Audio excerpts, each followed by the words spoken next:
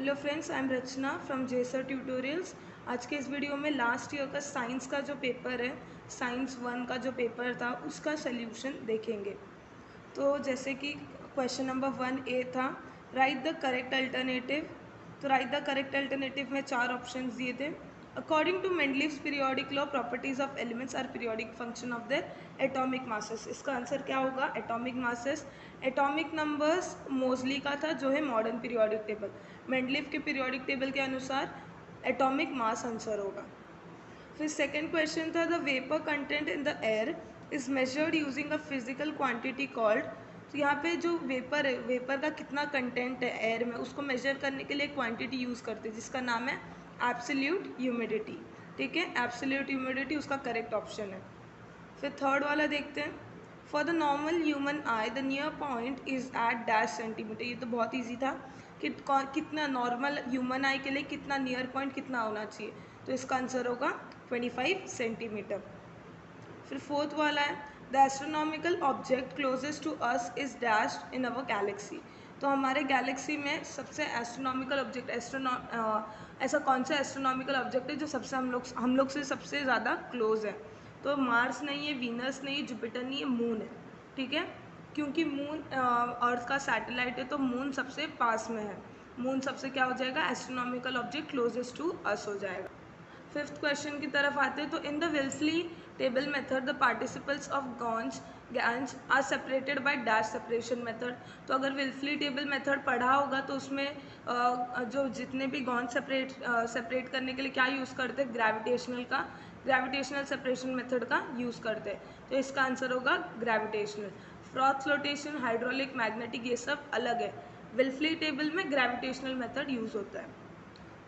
फिर question number 1 का B part देखते हैं। आंसर द फॉलोइंग, 5 मार्क्स का था। Find the odd man out. तो find the odd man out क्या है? उसमें वोल्ट मीटर था, एम मीटर था, थर्मोमीटर था, गैल्वेनोमीटर था। तो voltmeter, ammeter, galvanometer ये सारे करंट्स को चेक करने के लिए यूनिट्स है। ठीक है, ये जो इंस्ट्रूमेंट्स है ये सब करंट, एम मीटर, वोल्ट कितना है वोल्टेज चेक करने के लिए, ammeter, galvanometer current check करने के लिए, ये सब यूज़ होता था। लेकिन थर्मोमीटर अलग होगा, क्योंकि थर्मोमीटर को टेम्परेचर चेक करने को यूज़ होता है। अगर किसी को बुखार है तो थर्मोमीटर से टेम्परेचर चेक किया जाता है, इसलिए थर्मोमीटर आंसर आएगा। कंप्लीट द कोरिलेशन कंप्लीट करना था। Alkene carbon to carbon double bond है, तो एल्काइन का क्या होगा? Carbon to carbon triple bond. अगर एल्केन होता तो carbon to carbon single bond. तो एल्केन का सिंगल बॉन्ड है, एल्केन का डबल बॉन्ड, एल्काइन का ट्रिपल बॉन्ड, ये याद रखना है। स्टेट ट्रू और false, the frequency of AC is 50 hertz. AC alternating current का कितना है? Frequency 50 hertz. तो ये क्या है? ये ट्रू है। फिर मैच द कॉलम है, the wavelength of red light. Wavelength of red light का वेवलेंथ क्या है? यहाँ पे ऑप्शन दिया है 600 नैनोमीटर, 700 नैनोमीटर या 500। तो इसका प्रॉपर आंसर है 700 नैनोमीटर। ठीक है, तो फिफ्थ था, name the first artificial satellite sent by Russia in space. तो ऐसा कौन सा आर्टिफिशियल सैटेलाइट जो रशिया ने भेजा था स्पेस में? ठीक है, तो वो उसका नाम लिखना था, उसका नाम क्या था? स्पुतनिक। ये सैटेलाइट को 1957 में भेजा था रशिया ने, ये और ये फर्स्ट आर्टिफिशियल सैटेलाइट था। फिर नेक्स्ट क्वेश्चन नंबर 2 के ए पार्ट में आ जाते हैं। तो क्वेश्चन नंबर 2 का ए पार्ट था, गिव साइंटिफिक रीजंस या गिव रीजन। तो इसमें से कोई 2 करने थे, इसमें 3 क्वेश्चन आंसर्स है, उसमें से कितने करने थे? 2 करने थे। तो फर्स्ट क्वेश्चन रीड करते हैं, the weight of an object changes from place to place though its mass is constant. तो अगर आपको क्वेश्चन समझ गया और इसका जो आंसर है उसका कॉन्सेप्ट पता है कि इसके मेन पॉइंट्स कौन से हैं, तो अगर खुद के ओन से भी लिख रहे हो तो भी कोई प्रॉब्लम नहीं होगा, बस इसके जो मेन पॉइंट्स है वो कवर होने चाहिए। तो ये आंसर का मेन पॉइंट्स कौन सा है? इसका आंसर कुछ ऐसा होगा, the weight of the object is defined as the force with which the earth attracts it. तो पहले यहाँ पे बोला है कि यहाँ पे क्या पूछा है कि एक ऑब्जेक्ट का जो वेट है वो चेंज होता रहता है, लेकिन उसका जो मास है वो कांस्टेंट रहता है, तो उसका रीज़न बताना है। ठीक है, तो पहले बता दो कि वेट क्या होता है। वेट क्या होता है? वेट ऑफ द ऑब्जेक्ट किससे डिफाइन होता है? कि वो फोर्स जिससे अर्थ अट्रैक्ट करता है, वेट को डिफाइन कर लो। फिर नेक्स्ट पॉइंट पे ये कवर कर लो कि the weight of the body क्यों चेंज होता है वेट? क्योंकि चेंज होता है ग्रेविटी की वजह से। वेट किसकी वजह से चेंज होता है? ग्रेविटी की वजह से। तो नेक्स्ट पॉइंट आ जाएगा the weight of the body changes according to the change in the gravity. ये 2 मार्क्स के क्वेश्चन आंसर्स है, तो 2 मार्क्स का गिव रीज़न है, तो इसमें मिनिमम 4 पॉइंट्स तो होने ही चाहिए। 4 पॉइंट से ज़्यादा लिख रहे हो तो कोई प्रॉब्लम नहीं, लेकिन 4 पॉइंट से कम नहीं होना चाहिए। तो यहाँ पे सेकंड पॉइंट ये हो गया कि वेट क्यों चेंज होता है? क्योंकि ग्रेविटी चेंज होता है। फिर हम लोग मास के बारे में लिखेंगे कि mass is the amount of matter present in the object. तो मास का लिख लिया, फिर लिखेंगे कि ये चेंज नहीं होता, मास ग्रेविटी की वजह से चेंज नहीं होता। ये 2 रीज़न लिख लिया। फिर ये लिखना है कि ग्रेविटी इज़ नॉट कांस्टेंट। अभी पूरे यूनिवर्स में ग्रेविटी कांस्टेंट नहीं है, ग्रेविटी हर जगह पे चेंज होता रहता है। इसलिए क्या है आंसर? इसलिए the weight of the object changes from place to place though its mass is constant. तो इसमें इंपॉर्टेंट पॉइंट्स क्या है? वेट को डिफाइन करना था, ग्रेविटी की वजह से वेट चेंज होता है ये बताना था, मास को डिफाइन करना था, फिर मास कांस्टेंट क्यों रहता है वो बताना था। बस ये पॉइंट्स कवर हो गए तो आपको गिव रीजन में फुल मार्क्स मिल जाएंगे। फिर बोल रही हूँ कि गिव रीजन 2 मार्क्स का है, तो उसमें मिनिमम 4 पॉइंट्स तो होने चाहिए। 4 पॉइंट से ज़्यादा को कोई प्रॉब्लम नहीं है, अगर कोई आंसर में ज़्यादा पॉइंट्स है तो उसमें 4 से ज़्यादा पॉइंट्स बनेंगे तो चलेगा। फिर नेक्स्ट क्वेश्चन है stars twinkle but we do not see the twinkling of planets. तो सेकंड क्वेश्चन है स्टार्स ट्विंकल होते हैं लेकिन प्लैनेट्स ट्विंकलिंग क्यों नहीं होते? तो हम लोग को पता है स्टार, तो उसमें पॉइंट्स क्या क्या होंगे? देखो, a star is a distant point source of light. ठीक है, स्टार एक पॉइंट सोर्स ऑफ लाइट है जो बहुत ही लंबा है डिस्टेंस में। ठीक है, तो उसका डेंसिटी जब डिक्रीज होता है तब रिफ्रैक्टिव इंडेक्स भी डिक्रीज होता है, ये पॉइंट बताना है। फिर लिखना है कि स्टार लाइट जब अर्थ में एंटर करता है तब वो रेयरर से डेंसर मीडियम जाता है। ठीक है, तो ये सब पॉइंट्स को याद रखना है। फिर क्या लिखना है कि अगर टेम्परेचर चेंज होता है, टेम्परेचर चेंज होता है तो उसका अपेरेंट पोजीशन, स्टार का जो पोजीशन दिख रहा है वो भी चेंज होता है, वो भी वेरी करता है, तो उसकी वजह से हम लोग को लगता है कि वो ट्विंकल कर रहा है स्टार। ठीक है, तो स्टार का ये हो गया। इसमें क्या बोलना है कि स्टार ट्विंकल होते हैं, तो पहले हम लोग को ये बताना है कि स्टार क्यों ट्विंकल होते हैं, हम लोग ने बता दिया। फिर हम लोग को बताना है कि प्लैनेट्स क्यों ट्विंकल नहीं होते, तो हम लोग ने यहाँ तक बता दिया कि स्टार्स क्यों ट्विंकल होते हैं। फिर यहाँ पे लास्ट के 2 पॉइंट्स में ऐसा लिख सकते हैं planets are closer to earth and appears as collection of point source. अब स्टार एक ही पॉइंट सोर्स ऑफ लाइट है लेकिन प्लैनेट्स में कलेक्शन ऑफ पॉइंट सोर्स है। ठीक है, तो प्लैनेट्स में कलेक्शन ऑफ पॉइंट सोर्स है, इसलिए अगर उसमें रिफ्रैक्टिव इंडेक्स या टेम्परेचर में चेंज होता है तो भी वो एवरेज होता है, एवरेजली चेंज होता है। तो इसलिए प्लैनेट्स ट्विंकल, और प्लैनेट्स के पोजीशन वेरी नहीं होते, क्योंकि अगर एक जगह पे रिफ्रैक्टिव टेम्परेचर बढ़ा तो एक जगह पे घट गया। ठीक है, तो वो कैसा ऑकर होता है? वो एवरेज जैसा ऑकर होता है, इसलिए प्लैनेट्स ट्विंकल करते हुए, अपना पोजीशन वेरी करते हुए नहीं दिखते।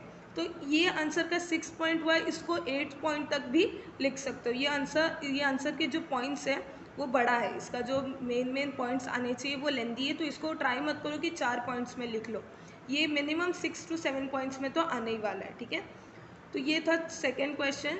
और सारे आंसर, गिव रीजन हो, आंसर द फॉलोइंग हो, कुछ भी हो उसको पॉइंट वाइज लिखना है, पैराग्राफ वाइज अगर लिख लिया तो मार्क्स नहीं मिलेगा। फिर थर्ड क्वेश्चन था बहुत ही easy, elements belonging to the same group have same valency. तो इसका रीज़न बहुत ईजी है कि जो एलिमेंट्स है सेम ग्रुप में जो बिलोंग करते हैं उसकी सेम वैलेंसी क्यों होता है। तो इसमें सबसे पहले क्या बताओगे कि वैलेंसी क्या होता है? वैलेंसी क्या होता है? तो valency of an element is determined by the number of valence electron in the outermost shell. तो जो वैलेंसी है उसको, जो आउटरमोस्ट शेल में जो नंबर ऑफ इलेक्ट्रॉन्स बच रहे उसको वैलेंसी बोलते हैं। आपने पहले वो लिख लिया, वो लिखना ज़रूरी है। फिर लिखोगे all the element in a group have same valency. अब ये लिखना है कि जो सारे एलिमेंट है, जो ग्रुप में सारे एलिमेंट्स है उसके सेम वैलेंसी होते हैं। फिर यहाँ पे हम लोग का इसमें 2 पॉइंट बनेगा या ज़्यादा से ज़्यादा 3 पॉइंट बनेगा, लेकिन हम लोग को कितना 4 पॉइंट्स तक तो चाहिए मिनिमम। तो इसके आगे हम लोग एग्जांपल लिख सकते हैं कि जैसे ग्रुप 1 में नंबर ऑफ वैलेंस इलेक्ट्रॉन 1 है न, ग्रुप 1 एल्केन। फिर ग्रुप 7 में हैलोजेंस में नंबर ऑफ ग्रुप 17 हैलोजेंस में कितने वैलेंस इलेक्ट्रॉन है? उसमें 7 वैलेंस इलेक्ट्रॉन है। तो ऐसा हम लोग एग्जांपल्स देख के भी एक एक पॉइंट बढ़ा सकते हैं। फिर देयरफॉर लिख के लिख सकते हैं कि elements belonging to the same group have same valency. फिर नेक्स्ट क्वेश्चन है 2B का, answer the following. Answer the following ये 6 मार्क्स का होता है जिसमें से कोई 3 करना होता है। तो उसका फर्स्ट क्वेश्चन क्या था? How much heat energy is necessary to raise the temperature of 5 kg of water from 20 degree Celsius to 100 degree Celsius. तो ये एक टाइप का सम था इसमें, इसमें क्या सॉल्व करना था, ये पूरा टेक्सुअल वाला था, ये टेक्सुअल सम था। तो इसमें बताना था कि अगर टेम्परेचर रेस किया जाए 5 kg ऑफ वाटर का, तो 20 डिग्री टू 100 डिग्री सेल्सियस में तो कितना हीट ज़रूरत होगा। तो इसमें कैसा फॉर्मूला है इसका, पहले मास लिख लो 5 kg, specific heat 1 kilo calories kg degree Celsius, यहाँ पे कॉमा है, यहाँ पे और है, ठीक है। तो चेंज इन टेम्परेचर कितना होगा, चेंज इन टेम्परेचर 100 से 20 तो कितना 80 डिग्री सेल्सियस का चेंज हुआ है। तो उसका फॉर्मूला क्या है, m mass into specific into change into temperature. तो हमारा चेंज इंटू टेम्परेचर था 80 और डेल्टा स्पेसिफिक हीट था 1 किलो कैलोरी। तो जब हम लोग ने इसको मल्टीप्लाई तो किया तो कितना आंसर आया, 4 किलो कैलोरीज। लास्ट को एक फुल सेंटेंस में लिखना था कि the heat energy required to raise the temperature of 5 kg of water from 20 degrees Celsius to 100 degrees Celsius is 400 kilo calories. तो ये लिखना था, ये 2 मार्क्स का सम था, ये 2 मार्क्स आराम से मिल जाएगा इसमें। फिर नेक्स्ट सेकेंड सम था उसी का, observe the given figure of Fleming's right hand rule and write the labels of A B correctly. तो मैंने जैसे बोला कि ये 2 मार्क्स का है, ये 2 मार्क्स का ही कोई 3 सॉल्व करने थे। तो ये 1 मार्क्स का, ये 1 मार्क्स का, बहुत ही ईजी था। फ्लेमिंग्स का राइट हैंड रूल पूछा था और वही बताना था। तो ए में क्या आएगा, direction of the magnetic field, और बी में क्या आएगा, direction of the induce current, और थंब क्या बता रहा था, मोशन ऑफ द कंडक्टर। तो ये दो लिख लिया तो इसमें 2 मार्क्स मिल जाएगा। फिर नेक्स्ट उसी क्वेश्चन का third part, observe the given graph. यहाँ पे अभी ग्राफ दिया था और उसके ऊपर 2 क्वेश्चन दिए थे जो सॉल्व करने थे, ठीक है। तो फर्स्ट क्वेश्चन, ये ग्राफ किसका था, याद है, एनिमलस बिहेवियर ऑफ वाटर का ग्राफ है, जहाँ पे होप्स अपैरेटस है उसको बताते हुए एनिमलस बिहेवियर ऑफ वाटर के लिए एक ग्राफ बनाया था। तो यहाँ पे पूछा है कि name the process represented in the figure. तो यहाँ पे पूछा है कि कौन सा प्रोसेस रिप्रेजेंट किया है, तो कौन सा प्रोसेस रिप्रेजेंट किया है, एनिमलस बिहेवियर ऑफ वाटर। और at what temperature does this process takes place. तो एनिमलस बिहेवियर, ये जो प्रोसेस है कौन से टेम्परेचर से स्टार्ट होता है, ये 4 डिग्री सेल्सियस से स्टार्ट होता है। अगर एनिमलस बिहेवियर ऑफ वाटर को डिफाइन करना आपको पता है डेफिनेशन, तो आपको पता होगा कि ये 4 डिग्री सेल्सियस से स्टार्ट होता है ये प्रोसेस। फिर फोर्थ था बहुत easy, complete the given chemical reaction. Chemical reaction दिया था, उसको सॉल्व करना था।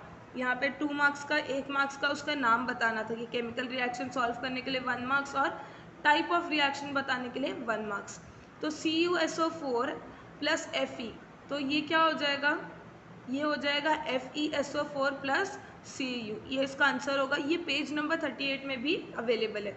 और ये कौन सा टाइप ऑफ रिएक्शन है, ये डिस्प्लेसमेंट, क्योंकि एक less reactive element more reactive element को डिस्प्लेस कर रहा है, इसलिए कौन सा रिएक्शन हो गया, डिस्प्लेसमेंट। अब यहाँ पे बोला है short note on allowing, last था शॉर्ट नोट ऑन एलोइंग। तो आपका एलोइंग के बारे में कम से कम 4 to 5 पॉइंट्स लिखने थे।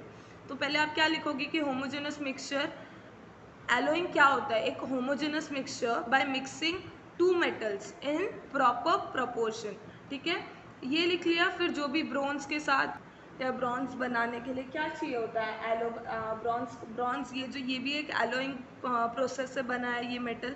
तो इसके लिए क्या ज़रूरत होता है, इसके लिए कॉपर और टिन की ज़रूरत। तो कॉपर कितना परसेंट होता है, टिन कितना परसेंट होता है, ये बताना है इसमें। पेज नंबर 108 के टेक्स्ट बुक में ये दिया है एलोइंग का प्रोसेस। तो इसमें बताना है कि ब्रॉन्ज को बनाने के लिए क्या ज़रूरत होता है, bronze is an alloy form from 90% of copper and 10% of tin. तो पहले लेकिन आपको क्या बताना है कि homogeneous mixture formed by mixing a metal with other metals और non metals in certain proportion is called an alloy. तो पहले बताना है कि एलॉय क्या होता है। तो एलॉय का 2 पॉइंट्स अगर बन गया, फिर 2-3 एग्जाम्पल्स बना सकते हो, जैसे ब्रॉन्ज कैसे बनता है, स्टेनलेस स्टील कैसे बनता है, क्रोमियम कैसे बनता है। एलॉइंग में ज़्यादा कुछ नहीं, बस यही सब है, एग्जाम्पल्स है और एलॉय का डेफिनेशन है। और फिर एलॉय का यूज़ क्यों है, in recent time various alloy were used for minting coins. फिर यहाँ पे लास्ट पॉइंट ये भी दिया है कि मतलब रिसेंट टाइम्स में एलोस कैसे बनते थे, मिंटिंग कॉइन्स को बनाने के लिए भी एलोइंग यूज़ किया जाता था। तो एलोइंग का कुछ 4 to 5 पॉइंट्स लिखने थे। नेक्स्ट हमारा क्वेश्चन नंबर 3 आ गया। क्वेश्चन नंबर 3 था answer the following any 5 15 marks के लिए। कोई 5 लिखने थे 15 मार्क्स के लिए, मतलब हर एक क्वेश्चन 3 मार्क्स के लिए। अब यहाँ पे सब आंसर मेन बहुत लंबे लंबे आंसर्स नहीं होंगे, यहाँ पे सब क्वेश्चन पैराग्राफ दिए होंगे या तो कोई डायग्राम बेसिस पे 3-4 क्वेश्चंस पूछे होंगे। तो जैसे फर्स्ट क्वेश्चन बहुत ही ईजी पूछा था कि an element has its electronic configuration as 282। अब यहाँ पे एक एलिमेंट है जिसका इलेक्ट्रॉनिक कॉन्फ़िगरेशन क्या है 282। अब आंसर द फॉलोइंग क्वेश्चंस। अब पहला क्वेश्चन पूछा था कि what is the atomic number of this element. तो 282 ये जो एलिमेंट है इसका एटॉमिक नंबर क्या बनेगा, तो इसका एटॉमिक नंबर क्या बनेगा 12 बनेगा। फिर what is the group of this element. अब ये एलिमेंट का ग्रुप कौन सा है, ये एलिमेंट का ग्रुप है 2। क्यों, क्योंकि लास्ट का वैलेंस इलेक्ट्रॉन 2 है। तो हम लोग इससे पता चल रहा है कि अगर जितने वैलेंस इलेक्ट्रॉन होते हैं वही वो ग्रुप का होता है। तो हम लोग को पता चल गया कि ये कौन से ग्रुप का है, ये सेकेंड ग्रुप का है। फिर to which period does this element belong. अब ये कौन से पीरियड में बिलोंग करता है, वो है पीरियड 3। क्योंकि इसमें कितने शेल्स हैं 1 2 3, पहले 2 है फिर 8 है फिर 2 है। तो यहाँ पे कितने नंबर ऑफ शेल्स है 3 है। तो ये कौन से पीरियड में बिलोंग करता है, ये थर्ड पीरियड में बिलोंग करता है। तो ये 3 मार्क्स का था, हर क्वेश्चन 1 मार्क्स के लिए। फिर नेक्स्ट था observe the given figure showing the orbit of planet moving around the sun and write the 3 laws related to it. अब यहाँ पे बोला है कि एक ऑर्बिट में प्लैनेट मूव कर रहे, सन के बाजू में, सन के इर्द गिर्द घूम रहे, तो इससे जो रिलेट होते हैं वो 3 लॉज बताओ। तो फर्स्ट लॉ क्या बनेगा, ये केप्लर्स के 3 लॉज हैं, जिसको समझ गया रहेगा वो लिखा होगा। फर्स्ट लॉ क्या होगा, the orbit of a planet is an ellipse with the sun at one of the foci. तो ये फर्स्ट केप्लर्स लॉ था। सेकेंड लॉ था the line joining the planet and the sun sweeps equal areas in equal intervals of time, ये second law बना था। और third law था the square of its period of revolution around the sun is directly proportional to the cube of the mean distance of a planet from the sun, T square upon R cube equals to K equals to constant. तो ये 3 थे Kepler's के law. जो भी laws होंगे जैसे Fleming's के left hand rule, right hand thumb rule, कोई भी लॉ, ये सब में वर्ड्स चेंज नहीं करने, ये सब में खुद के वर्ड्स नहीं डालने, इसमें जैसा दिया है लॉ वैसा का वैसा ही याद करना है। अगर कुछ भी चेंज किया तो मार्क्स कट सकते हैं, ठीक है। तो ये 3 मार्क्स का था और एक एक लॉ 1 मार्क्स के लिए था। फिर नेक्स्ट थर्ड पार्ट था, पैसेज दिया था और उसके ऊपर क्वेश्चन आंसर सॉल्व करने थे। तो यहाँ पे ये किसका पैसेज दिया था, ये लाइव और न्यूट्रल वायर के बारे में दिया था, पोटेंशियल डिफरेंस जिसका 220 वोल्ट है, और the earth is connected to the ground due to fault in the equipment, और if the plastic coating on the live and the neutral wire gives a wire, the two wires comes in contact with each other and a large current flow through it producing heat। तो यहाँ पे short का circuit का दिया था, ठीक है। तो यहाँ पे पूछा name the 2 wires having potential difference of 220 volt. तो ऐसे कौन से 2 वायर्स है जिसकी पोटेंशियल डिफरेंस 220 वोल्ट है। तो सेकेंड लाइन में ही पूछ दिया है कि लाइव और न्यूट्रल वायर के पोटेंशियल डिफरेंस कितना है 220 वोल्ट। फिर नेक्स्ट पूछा है व्हाट इज शॉर्ट सर्किट। तो शॉर्ट सर्किट अगर किसी ने पढ़ा होगा तो उनको पता चल जाए कि जब लाइव और न्यूट्रल वायर दोनों कॉन्टैक्ट में आते हैं तब एक लार्ज करंट फ्लो होता है और उससे क्या होता है, उससे शॉर्ट सर्किट होता है। तो यहाँ पे उसी का आंसर दिया है कि इफ या तो when live and the neutral wires give a way, the 2 wires come in contact with each other and a large current flows through it produces heat, ठीक है। तो इसी को शॉर्ट सर्किट बोलते हैं। फंक्शन ऑफ फ्यूज क्या है, function of fuse last में दिया है कि therefore a function of fuse wire is used as a precautionary measure। तो फ्यूज का फंक्शन क्या है, it is used as a precautionary measure. तो ये 3 के लिए 1 मार्क्स था। फिर नेक्स्ट फोर्थ पे आते हैं। फोर्थ था observe the given figure and answer the questions. तो ये पेज नंबर 74 में ये अवेलेबल है, इसका ये जो डायग्राम है और इसके जो प्रोसेस है, ठीक है। तो name the process represented by the figure. तो यहाँ पे एक ग्लास स्लैब है और यहाँ पे इंसिडेंट रे रिफ्रैक्ट हो रहा है, नॉर्मल रे है यहाँ पे। तो ये कौन सा प्रोसेस है, ये कौन सा प्रोसेस है, सबको पता चल रहा है कि ये रिफ्रैक्शन ऑफ लाइट है। फिर state the 2 laws related to the process. तो यहाँ पे ऐसे कौन से लॉज है जो रिलेटेड है प्रोसेस को। तो ये इसका आंसर पेज नंबर 74 पे भी है। तो इसका क्या है, इंसिडेंट रे, नॉर्मल रे और refracted ray are on the same plane. और फिर sine i upon sine r equals to n, ये रिफ्रैक्टिव इंडेक्स का एक लॉ दिया था। ये 2 लॉ पेज नंबर 74 में भी है। तो इसको लॉज को प्रॉपरली रीड करके जैसा है टेक्स्ट बुक में वैसा ही लिखना है। फिर नेक्स्ट था what is an artificial satellite, name the 2 types of artificial satellite and state the functions. तो इसका आंसर कुछ ऐसा होगा। इसमें क्या क्या इंपॉर्टेंट पॉइंट्स होंगे कि पहले आर्टिफिशियल सैटेलाइट होता क्या है। तो आर्टिफिशियल सैटेलाइट एक एस्ट्रोनॉमिकल ऑब्जेक्ट है जो मैन मेड है, ठीक है। तो पहले वो आना चाहिए कि a man made object orbiting the earth और any other planet is called a artificial satellite. तो पहले आर्टिफिशियल सैटेलाइट का डिफाइन करना है। फिर आर्टिफिशियल सैटेलाइट में क्या क्या होता है, जैसे satellites work on solar energy and panels which are attached on both sides. अब यहाँ पे सैटेलाइट्स किस में वर्क करता है, सोलर एनर्जी और पैनल्स में, ठीक है। और वो कहाँ पे अटैच्ड है, दोनों साइड पे। और ये कैसे दिखते हैं, ये विंग्स जैसे दिखते हैं, वो भी पॉइंट लिखना है इसमें। फिर जो जो सैटेलाइट आर्टिफिशियल सैटेलाइट के बारे में टेक्स्ट बुक में दिया है वो सब लिख लो, ठीक है। क्योंकि ये 3 मार्क्स का क्वेश्चन है, ये 3 मार्क्स का क्वेश्चन है, तो हम लोग को पॉइंट्स कम नहीं होने चाहिए। हम लोग एक्स्ट्रा लिखेंगे चलेगा, लेकिन पॉइंट्स कम नहीं होना चाहिए। फिर वो भी पॉइंट है कि satellites also install various transmitter and other equipments to receive and transmit signals between the earth and the satellite. तो ट्रांसमीटर्स या इक्विपमेंट्स भी इंस्टॉल्ड होते हैं सैटेलाइट्स में, ताकि सिग्नल्स दिया जाए अर्थ और सैटेलाइट्स के बीच में। फिर हमारा फर्स्ट आर्टिफिशियल सैटेलाइट जो स्पुतनिक है, स्पुतनिक किसने, रशिया ने भेजा था, वो भी लिख लो। फिर यहाँ पे नेक्स्ट क्वेश्चन क्या था कि right any 2 types of artificial satellites and state their function. तो यहाँ पे कोई 2 टाइप के आर्टिफिशियल सैटेलाइट के नाम लिखने थे और उसके फंक्शन बताने थे। तो यहाँ पे वेदर सैटेलाइट है, कम्युनिकेशन सैटेलाइट है, नेविगेशन, मिलिट्री, ऐसे बहुत सारे सैटेलाइट्स हैं जिसके नाम लिख के कम्युनिकेशन बताने थे। तो अगर वेदर सैटेलाइट लिख रहे हो तो वेदर सैटेलाइट क्या यूज़ करता है, वेदर फोरकास्टिंग के लिए यूज़ होता है, ठीक है। तो वेदर सैटेलाइट के ऊपर 2 पॉइंट, कम्युनिकेशन सैटेलाइट लिख रहे हो तो उसके ऊपर 2 पॉइंट। तो ऐसा ये 3 मार्क्स का आंसर होगा। इसके लिए 2 मार्क्स, सॉरी इसके लिए 1 मार्क्स और इसके लिए 1 मार्क्स, ऐसा डिस्ट्रीब्यूट होगा।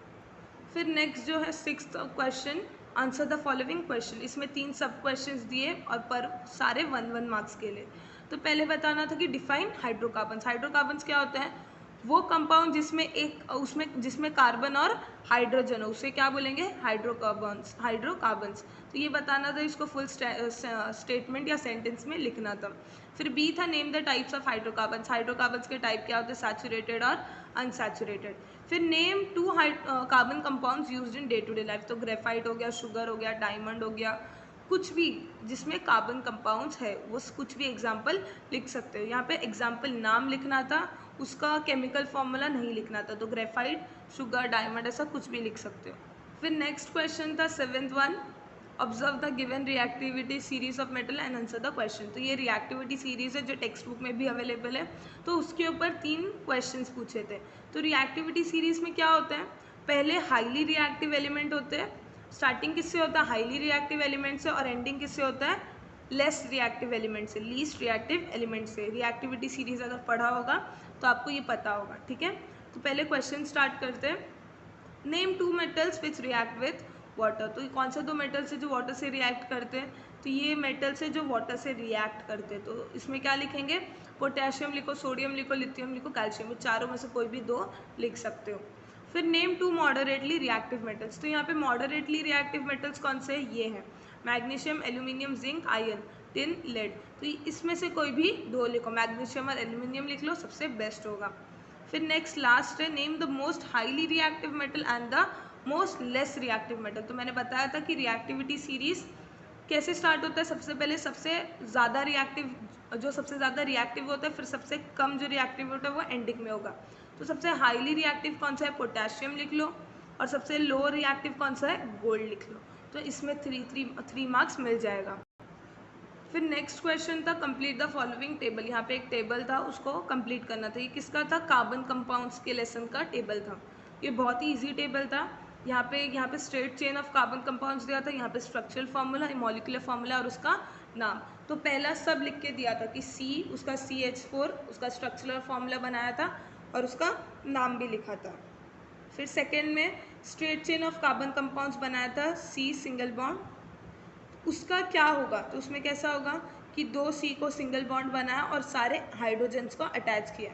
तो उसमें हाइड्रोजन कितना है, उसमें C1 है और H कितने हैं, 6 है। सॉरी यहाँ पे C2 आएगा, क्योंकि यहाँ पे 2 C है, वहाँ पे 1 C था, इसलिए यहाँ पे 1 C था।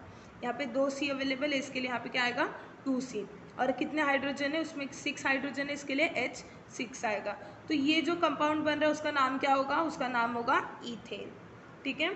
फिर यहाँ पे ट्रिपल सी है, तो ट्रिपल सी को सारे हाइड्रोजन के बॉन्ड्स बनाओ, तो उसको कैसा, उसका स्ट्रक्चरल फॉर्मूला प्रॉपर होना चाहिए। यहाँ पे मुझे स्पेस नहीं था इसलिए मैंने ऐसा ड्रॉ किया। प्रॉपरली ड्रॉ करना चाहिए, प्रॉपरली हाइड्रोजन दिखना चाहिए। तो यहाँ पे C3 होगा और H8 होगा। यहाँ पे 3, यहाँ पे 3 6 और यहाँ पे 2 8, तो C3H8। तो जब C3 होता है, कार्बन 3 होता है, तब क्या नाम होता है उसका, प्रोपेन। अब जहाँ यहाँ पे C4 है, यहाँ पे C4 है, तो यहाँ पे स्ट्रक्चरल फॉर्मूला दिया ऑलरेडी। हम लोग को काउंट करना है कि C4 है और H कितने हैं, 12 है। सॉरी, H12 नहीं है, H8 है, ठीक है। यहाँ पे 4, यहाँ पे 4 8, यहाँ पे 2 10 है, H10 है और C कितने हैं, 4 है, तो C4H10।